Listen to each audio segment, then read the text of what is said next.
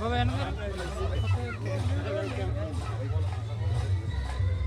Cell తీరా side cell వెనక్కి తీవా cell తీసే మేము తీసే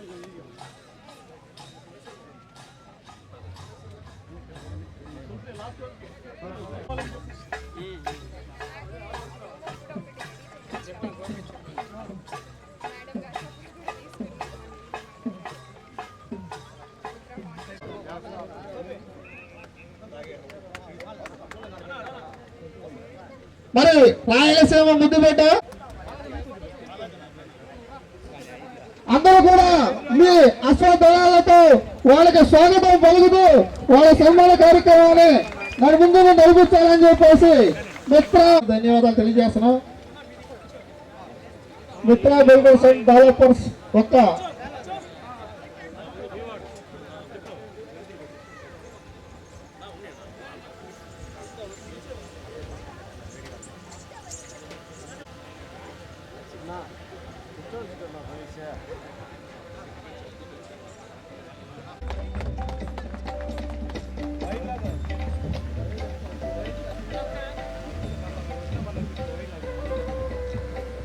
దానికి కూడా అవకాశం ఉంటుంది. ఎందుకంటే డెవలప్మెంట్ అలా ఉంటుంది. చుట్టుపక్కల కూడా మళ్ళా వాళ్ళు ఈ 25 ఎకరాలే కాకుండా ఇంకో 25 ఎకరాలు కూడా లేఅవుట్ వేస్తా ఉన్నారు. అలాగే అవకాశం ఉంటే ఇంకా కూడా ప్రాజెక్ట్ ని ఎక్స్పెక్ట్ మీ యొక్క ఆశీర్వాదాలు ఎప్పుడూ ఉండాలని కోరుకుంటూ మీ అందరి ఆశీర్వాదాలతో పాటు గోపీకృష్ణ గారు అలాగే బాలాజీ గారు మరింత ఉన్నత స్థానాలకు వెళ్ళాలని చెప్పేసి వాళ్ళు దీవించడానికి ఇక్కడికి ఈ కార్యక్రమాన్ని మినిస్టర్ గారి చేతుల మీద విజయవంతం చేయాల్సిందిగా కోరుకున్నాం.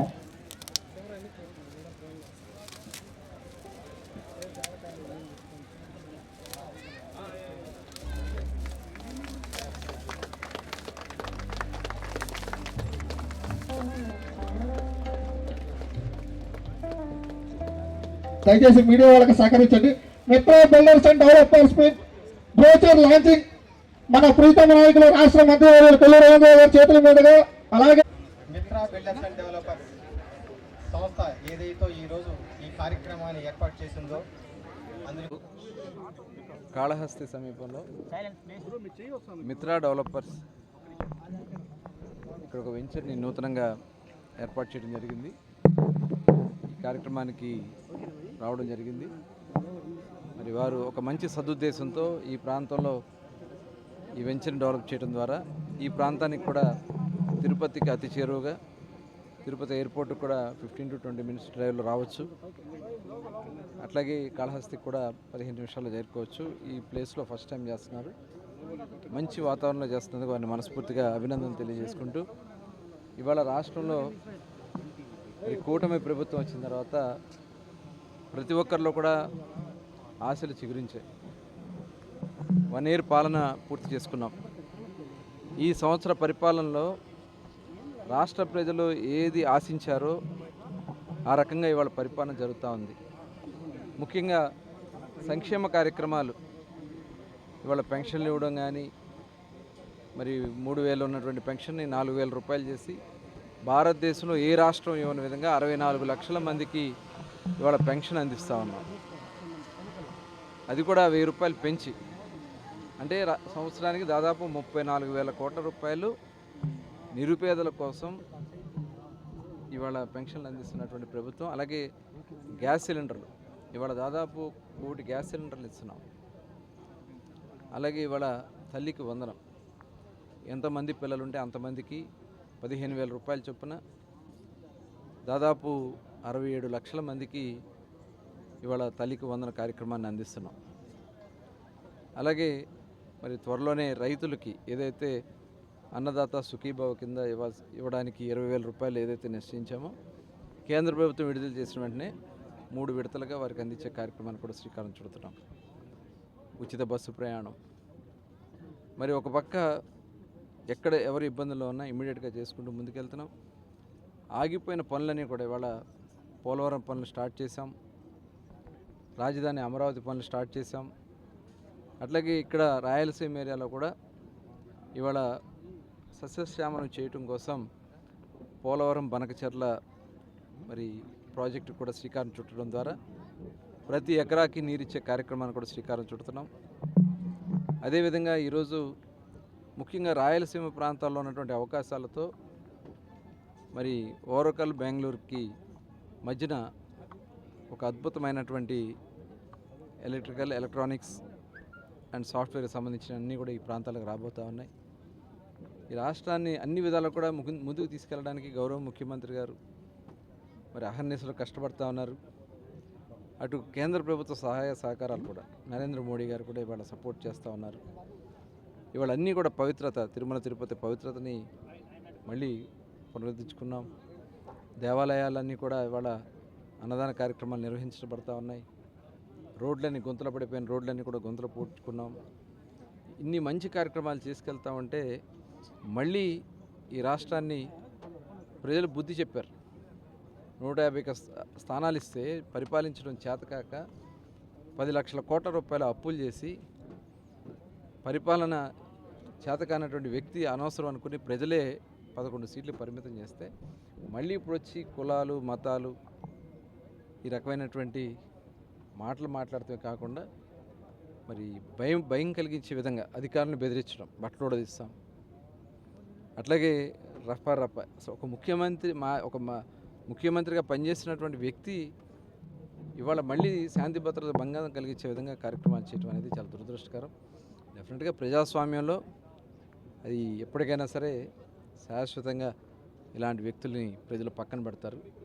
ఇవాళ మళ్ళీ ఈ రాష్ట్రాన్ని అనుకున్న విధంగా ముందుకు తీసుకెళ్తున్నాం. రేపు సంవత్సరం పూర్తయిన సందర్భంగా భవిష్యత్ కార్యాచరణ కూడా ముఖ్యమంత్రి గారు రేపు ఏర్పాటు చేయడం జరిగింది.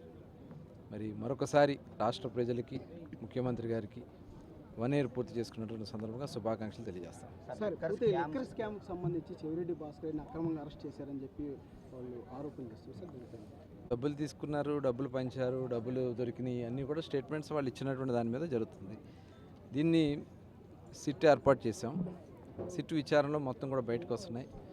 దాదాపు భారతదేశంలో ఇప్పటి వరకు జరగనంత పెద్ద స్కామ్ ఇది లిక్కర్ స్కామ్.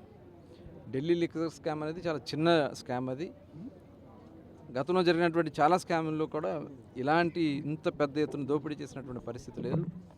ఇవాళ మరి అంత పెద్ద స్కామ్ జరిగినటువంటి పరిస్థితుల్లో వాళ్ళ దాంట్లో డబ్బులు మొత్తం కూడా ఎలక్షన్స్కి ఎవరి ద్వారా వెళ్ళింది అనేది సిట్ విచారణలో వచ్చింది కాబట్టి దాని మీద అతను అరెస్ట్ చేయడం జరిగింది. సార్, అంటే ఈ జగన్ కాన్వాయ్లో సింగయ్య అనే వ్యక్తి మృతి చెందారు సార్. అది విచారణలో ఉంది. విచారణలో ఉన్నప్పుడు మనం దాని మీద మాట్లాడదు. పోలీసు దాని మీద పూర్తి స్థాయి విచారణ చేస్తున్నారు.